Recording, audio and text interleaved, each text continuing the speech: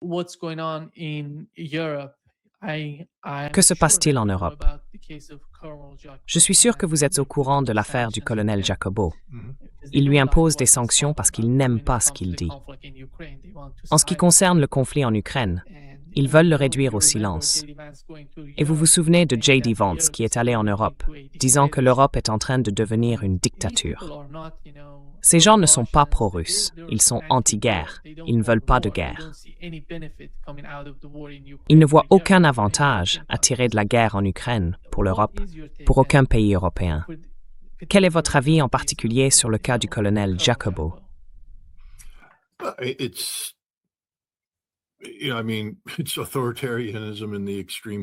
C'est l'autoritarisme dans sa forme la plus extrême. C'est l'antithèse de la démocratie. Je veux dire, l'Union européenne se vante d'être, vous savez, le dernier bastion de la démocratie, affirmant qu'elle est même meilleure que les États-Unis, qu'elle garantit la liberté d'expression, qu'elle défend les libertés. Mais c'est exactement le contraire. Ce sont des sociétés oppressives qui répriment la liberté d'expression à tous les niveaux, n'est-ce pas? L'Union européenne est une construction artificielle qui est l'antithèse de la souveraineté. Elle cherche à donner vie à un monstre de Frankenstein, un amalgame de nations et de cultures européennes qui ne représentent rien d'autre que l'oppression, parce qu'elles n'ont aucune valeur fondamentale. Elles sont là pour donner du pouvoir.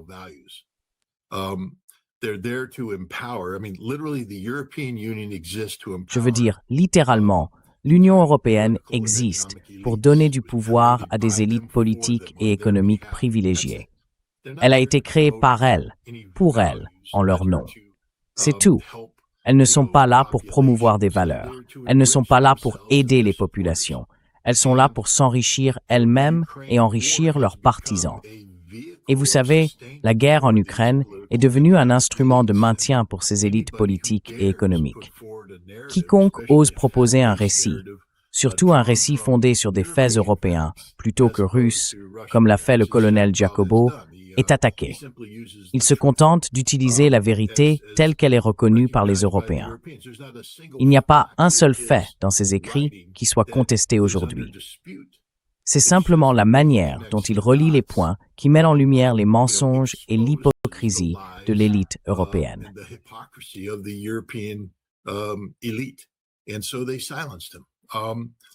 Et donc, ils l'ont réduit au silence.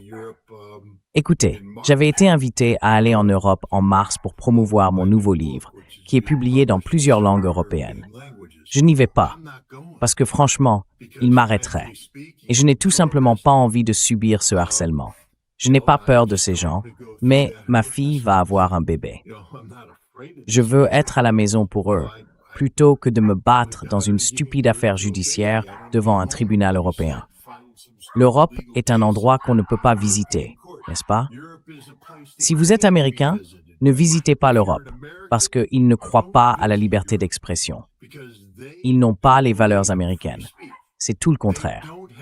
Et en ce moment, ils se retournent contre l'Amérique. Je veux dire, ils conspirent activement d'une manière qui nuit à la sécurité nationale des États-Unis.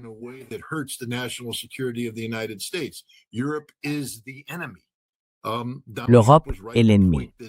Donald Trump a eu raison de le souligner dans sa stratégie de sécurité nationale. Je veux dire, l'Europe se dirige vers l'effacement de sa civilisation, car il n'existe plus de civilisation européenne.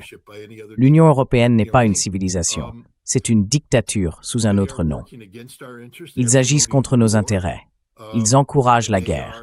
Ils enfreignent la loi et la réinventent, essayant de voler la richesse souveraine de la Russie. Il n'y a aucune justification juridique à ce qu'ils font.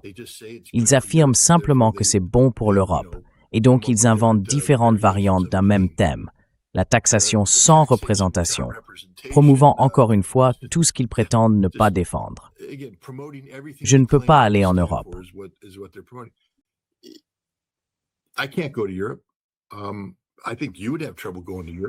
Je pense que tu aurais des ennuis à aller en Europe après certaines des choses que... Tu sais, tu me donnes une tribune, donc tu es automatiquement coupable. Tu vas en enfer.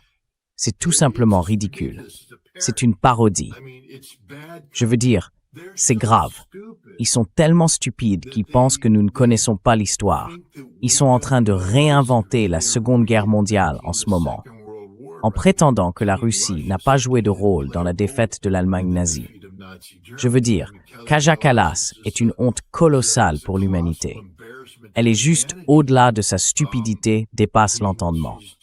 Et puis tu as Sikorski, le ministre polonais des Affaires étrangères, qui veut faire croire que la Pologne est l'ami de l'Ukraine. Étudie donc ton fichu passé.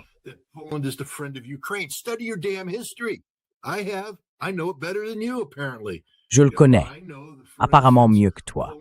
Je sais par exemple que la Pologne a réprimé l'indépendance de l'Ukraine occidentale lors du conflit polono-ukrainien de 1918 à 1919. Puis, pendant le conflit polono-soviétique de 1919 à 1921, elle a détruit l'indépendance ukrainienne. La Pologne déteste l'Ukraine. Étudie l'histoire de la Pologne. Tu sais, je ne vais pas justifier ce que les Ukrainiens ont fait en Volhynie en 1943.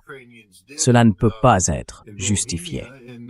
Mais il faut comprendre qu'il y avait un profond ressentiment au sein de la population ukrainienne face à l'arrogance et à l'élitisme des Polonais, qui traitaient les Ukrainiens comme des moins que rien, parce que la Pologne n'a jamais cru en l'Ukraine et n'y croit toujours pas aujourd'hui.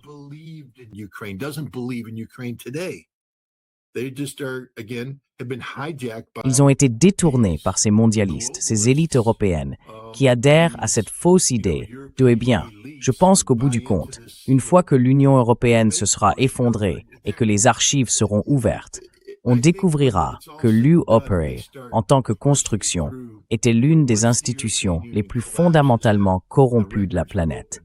Il n'y a aucun système de frein et contrepoids. Ils sont littéralement une loi à eux seuls.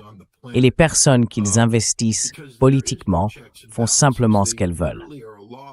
Vous savez, ils commencent à s'intéresser à l'ancienne ministre des Affaires étrangères. J'ai oublié son nom. Il commence par un M, Margarita ou quelque chose comme ça.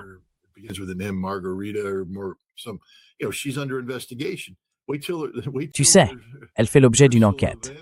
Attends qu'ils ouvrent les livres sur Ursula von der Leyen et qu'ils voient ce qu'elle a fait et ce qu'ils font tous. On se moque de l'Ukraine en disant que c'est l'endroit le plus corrompu du monde, mais la corruption engendre la corruption. Et l'Union européenne est elle aussi extraordinairement corrompue. C'est donc une parodie de justice. Je veux dire, c'est en fait une bonne chose que nous voyions la vérité sur l'Union européenne. Ainsi, il n'y a plus de nostalgie pour l'Europe. Ce n'est pas l'Europe de ton grand-père. C'est une nouvelle Europe. Une Europe malade, une Europe gangrenée et une Europe fondamentalement anti-américaine. Et en tant qu'Américain, et je sais qu'il y a des gens, Scott, qui disent « L'Amérique, tu es Scott, tu es un hypocrite. »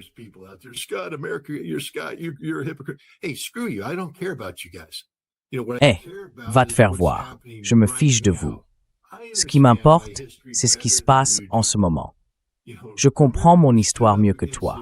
Souviens-toi de qui s'est opposé à la guerre en Irak, de qui a dénoncé les États-Unis comme les auteurs d'une guerre d'agression illégale, de qui s'oppose aujourd'hui aux États-Unis en les accusant de se préparer à mener une guerre d'agression illégale similaire au Venezuela. Donc, je connais mon histoire et je connais mon rôle de citoyen. Mais je sais aussi que mon gouvernement s'efforce de réparer les fautes du passé en promouvant la paix avec la Russie.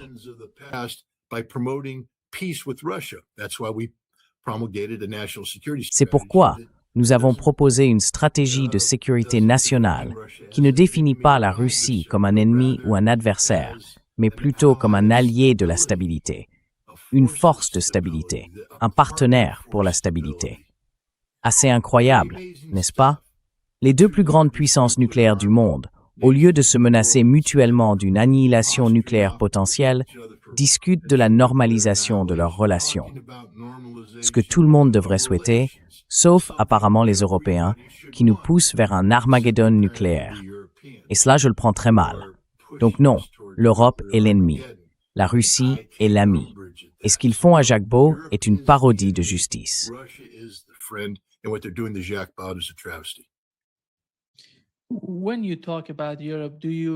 Quand vous parlez de l'Europe, faites-vous une distinction entre les peuples d'Europe et leurs dirigeants? Ou considérez-vous que l'opinion publique est d'une certaine manière enveloppée dans une sorte de propagande intense? Est-ce pour cela que l'opinion publique n'est pas très critique envers les dirigeants européens?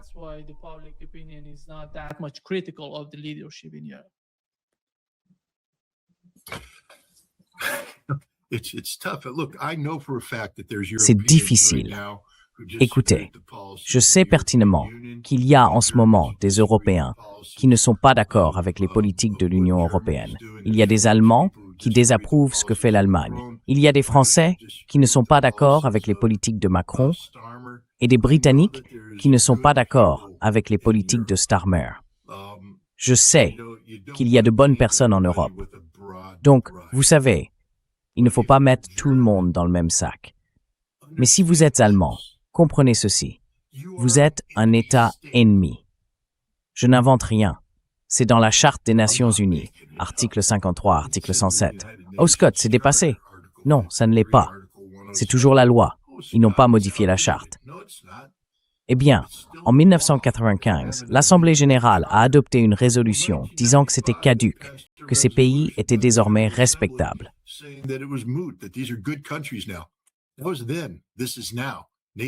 C'était autrefois. Voici maintenant. Les nations changent.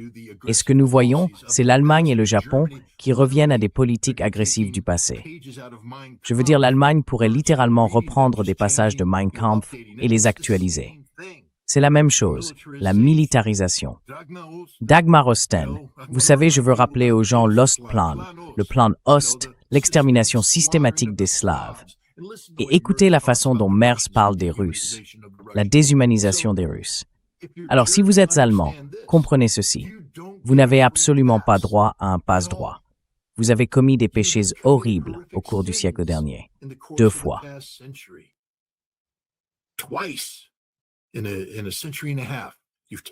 En un siècle et demi, vous avez plongé le monde dans des conflits mondiaux, causant la mort de centaines de millions de personnes. Et maintenant, vous vous préparez à recommencer. Je suis désolé. Je suppose qu'il y a de bons Allemands, mais non. Si vous êtes Allemand aujourd'hui et que vous comprenez votre histoire, en comprenant la réécriture du passé nazi qui a eu lieu après la Seconde Guerre mondiale, en comprenant que des criminels de guerre nazis ont bénéficié d'une impunité accordée par les États-Unis et les Britanniques afin d'être réintégrés dans le but d'affronter l'Union soviétique. Alors, vous savez de quoi je parle. Allez voir le plan Unthinkable, le plan de Winston Churchill, élaboré durant l'été 1945. Il prévoyait de réactiver 10 divisions nazies pour qu'elles rejoignent les Américains et les Britanniques dans une attaque contre les Soviétiques.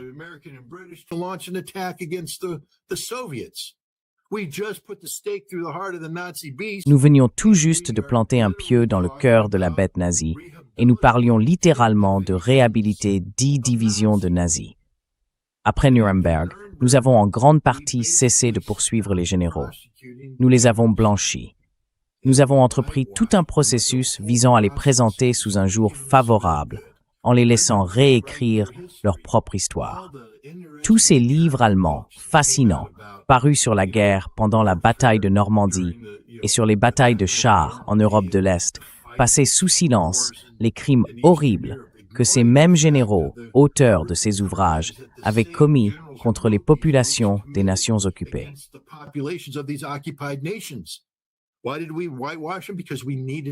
Pourquoi les avons-nous blanchis? Parce que nous avions besoin que les Allemands se dressent contre les Russes. Nous devions être capables de recréer une armée allemande. Nous ne l'avons pas appelée la Wehrmacht. Nous l'avons appelée la Bundeswehr. L'industrie allemande, tous ces industriels qui auraient dû être alignés contre un mur et fusillés, a été autorisé à vivre et à prospérer sans aucune sanction. Et aujourd'hui, ils sont au cœur de la remilitarisation de l'Allemagne. Allemagne, purifie-toi et reconnais que les péchés du passé survivent pour te hanter encore aujourd'hui. Et je dirais la même chose de toute l'Europe.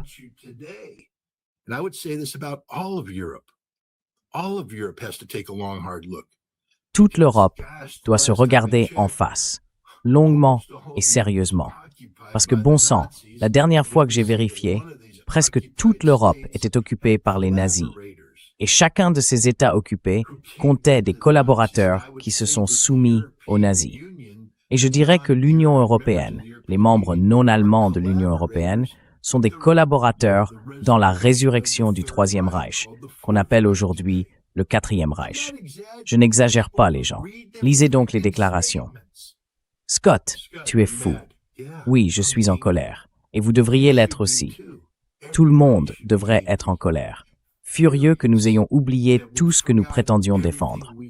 Les Nations Unies étaient censées empêcher précisément les conflits que l'Europe envisage aujourd'hui de promouvoir. Scott, la Russie a envahi l'Ukraine.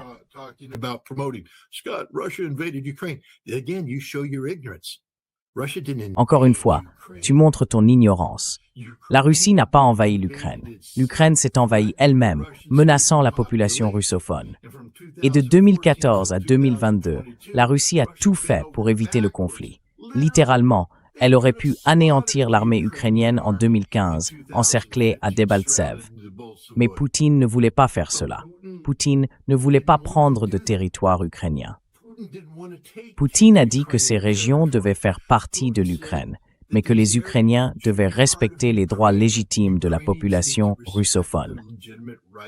L'Allemagne, la France et le président de l'Ukraine ont dit « D'accord, épargnez la vie de nos soldats et nous ferons tout cela. » Mais maintenant, ils admettent que c'était une mascarade. Ils ont menti. Vous oubliez les mensonges qui ont été racontés par les Allemands, par Angela Merkel, par François Hollande, par Petro Poroshenko.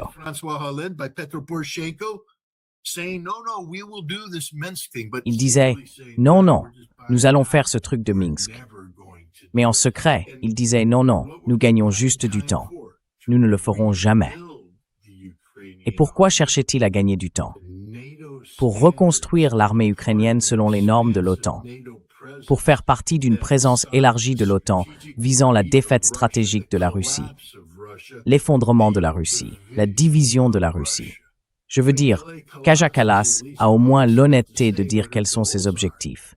Démanteler la Russie. Cela a toujours été le but de ces élites européennes. Et vous êtes là à dire, eh bien, c'est la faute des Russes. Les gars, vous avez de la chance que les Russes soient patients. Parce que si la Russie était les États-Unis, nous aurions déjà rayé l'Europe de la carte. Parce que l'Europe mérite d'être rayée de la carte pour ce qu'elle fait. Donc oui, je suis un peu en colère et je blâme la population européenne.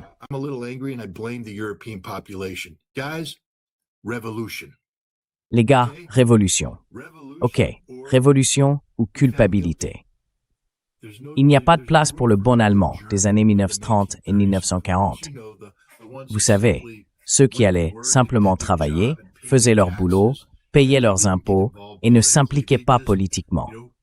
Ils cultivaient la nourriture qui nourrissait les nazis, allaient à des emplois qui produisaient l'équipement soutenant l'armée nazie.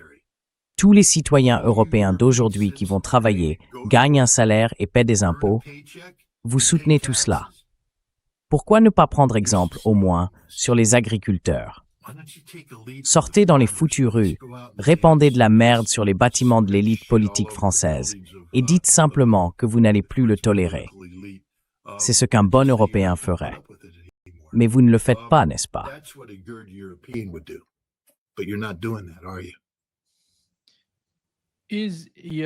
L'Europe se prépare-t-elle à combattre la Russie en 2029 ou en 2030?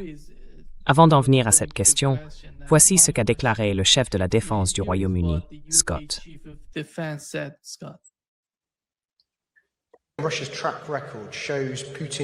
Le bilan de la Russie montre la volonté de Poutine de cibler les États voisins, y compris leurs enfants et leur population civile. La direction russe a clairement indiqué qu'elle souhaitait défier, limiter, diviser et, en fin de compte, détruire l'OTAN. Une nouvelle ère pour la défense ne signifie pas seulement que notre armée et notre gouvernement se mobilisent, comme c'est le cas, mais que notre nation tout entière se mobilise. Et pour y parvenir, nous devons contribuer au débat national et porter ces questions sur la place publique, tout comme nos alliés le font dans de nombreux pays à travers le monde.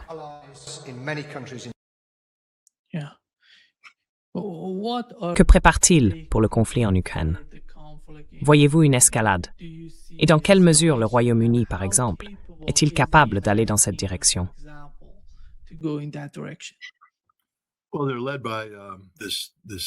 Eh bien, ils sont dirigés par ce monsieur qui n'a sur la poitrine que des médailles du jubilé. Il n'a jamais vu le combat, il ne sait pas ce qu'est le combat. Je ne pense pas qu'il ait jamais été déployé en dehors du Royaume-Uni. Il a toujours été un homme de l'arrière, d'une manière ou d'une autre. Et pourtant, il est là à parler le langage de la guerre. Il a à peu près autant de crédibilité que mon petit doigt. Mon petit doigt a vu plus de guerres que lui. Donc non. Comprenez que sa présentation a eu lieu en même temps que celle de Blaise. Son nom de famille commence par un M d'origine géorgienne.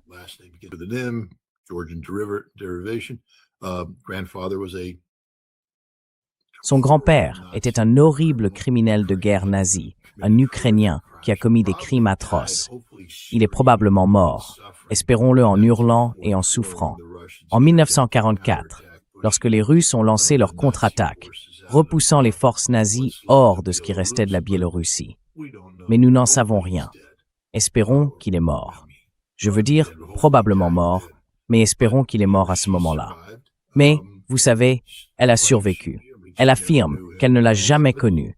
Et tout ça. Mais si vous avez eu affaire à la diaspora ukrainienne comme moi, vous comprenez, ils n'oublient jamais leur passé. Ils célèbrent leur passé. Et vous savez, Blaise a fait une présentation le même jour. Demandez-vous pourquoi le chef de la défense et le chef du renseignement, ceux qui mettent en œuvre la politique, font cela. Ils ne définissent pas la politique.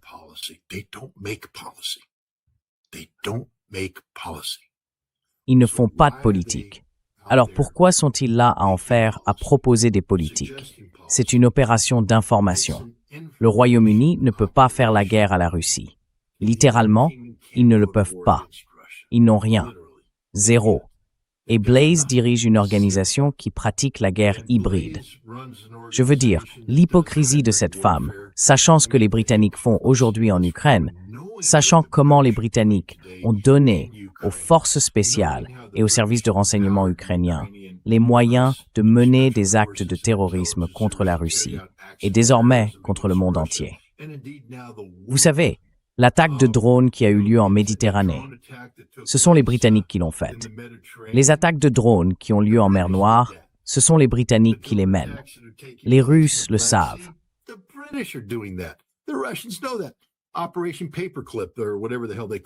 Opération Paperclip, ou peu importe comment ils l'appellent. Pas Paperclip. L'opération de drone qui a eu lieu en Ukraine en juin, tu sais. Celle lancée depuis des camions. Des opérations conçues par les Britanniques, soutenues par les Britanniques. Donc tu vois, elle est là à dire que les Russes mènent une guerre hybride. Non, Blaise, c'est vous qui menez une guerre hybride. Mais pourquoi parle-t-il? Parce que c'est une opération d'information. Il s'agit de créer des perceptions. Et qu'essaie-t-il d'accomplir? Encore une fois, je le dis en tant qu'Américain pleinement conscient de ce que les Britanniques essayent de faire. Ils sont désespérés à l'idée d'empêcher Donald Trump de mettre en œuvre sa stratégie de sécurité nationale. Ils font tout leur possible pour maintenir l'Ukraine dans le combat.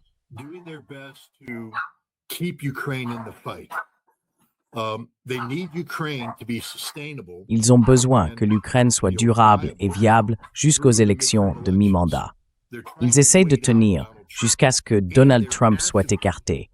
Et ils interviennent activement dans la politique intérieure américaine. Je veux dire, on s'assoit là en disant « Oh, les Russes ont fait ceci, les Russes ont fait cela ». Les Russes n'ont rien fait, nous le savons maintenant. Mais les Britanniques, oui, les Européens aussi, en ce moment même. Ils sont ici aux États-Unis, distribuant de l'argent, achetant des alliés politiques. Et leur objectif est de susciter suffisamment d'opposition à Donald Trump pour que ses projets soient bloqués par un Congrès démocrate, qui répétera alors ce qui s'est passé au précédent mandat. Chercher à l'impeacher encore et encore pour paralyser Trump. C'est ce qui se passe ici.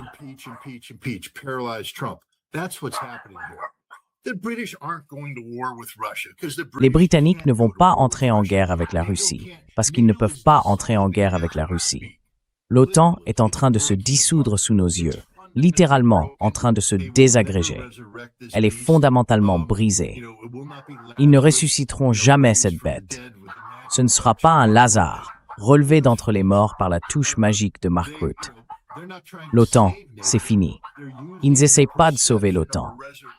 Ils utilisent la perception d'une OTAN ressuscitée pour créer un élan politique qui les portera jusqu'à l'été 2026, à travers la saison absurde de la politique américaine, en espérant accomplir un miracle et finir par paralyser Donald Trump politiquement en donnant aux démocrates le pouvoir de contrôler au moins une chambre du Congrès. Voilà ce qui se passe ici.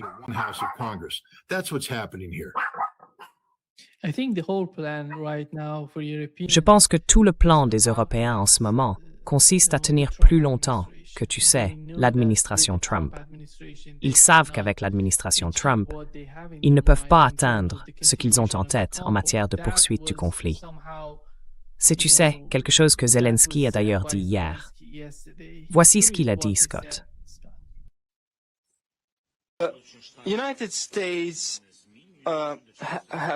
Les États-Unis ont leur politique. Ils ne nous voient pas dans l'OTAN pour l'instant. Tout dans nos vies est pour l'instant. Peut-être que cette position changera à l'avenir. Peut-être que quelqu'un finira par comprendre qu'une armée ukrainienne forte renforce l'OTAN et non l'inverse. Les politiciens changent.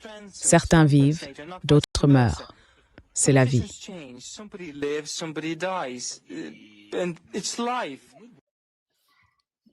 Tu sais, je ne pense pas que ces mots soient vraiment ceux de Zelensky.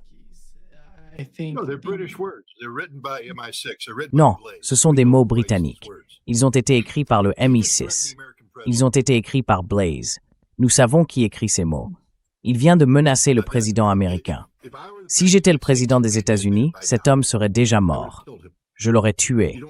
On ne menace pas le président des États-Unis, surtout pas ce petit type arrogant. Mais vous savez, j'espère que Trump fait ce qu'il faut. Et ce qu'il faut, c'est détruire cette pathétique excuse d'être humain, éliminer son régime corrompu et remettre l'Ukraine sur la bonne voie pour qu'elle ne puisse plus jamais favoriser ce genre de désordre mondial. Parce que l'Ukraine est aujourd'hui la force la plus déstabilisatrice au monde, encore plus qu'Israël. L'Ukraine fait tout son possible pour créer les conditions qui pourraient mener à une guerre nucléaire. Elle perturbe le contrôle des armements.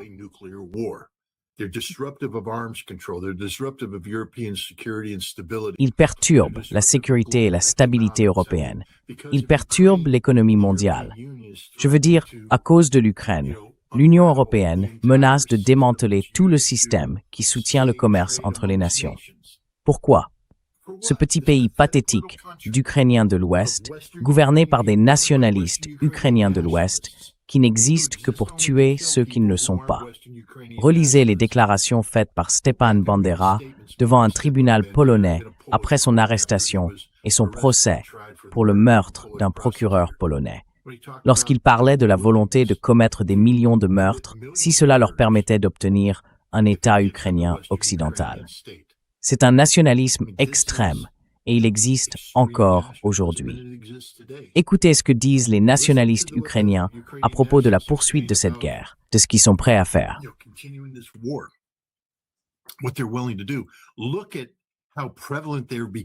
Regardez à quel point ils deviennent répandus. Vous savez, cette guerre a engendré beaucoup de radicalisme. Nous avons vu Azov passer d'un bataillon à un régiment, puis à une brigade, à un corps, et maintenant à plusieurs corps. Je veux dire, ils représentent littéralement environ un tiers de l'armée ukrainienne. Les combattants les plus loyaux et les plus fanatiques se trouvent dans ces unités nazies qui sont devenues le cœur et l'âme de l'armée ukrainienne. Et les gens doivent comprendre que lorsque les Ukrainiens perdront, et ils perdront, et lorsque l'armée ukrainienne s'effondrera, et elle s'effondrera, Zaloujny l'a laissé entendre. Il y aura une guerre civile en Ukraine, car ces nazis ne se laisseront pas désarmer. Donc, il y aura une guerre civile. Voilà où nous en sommes aujourd'hui.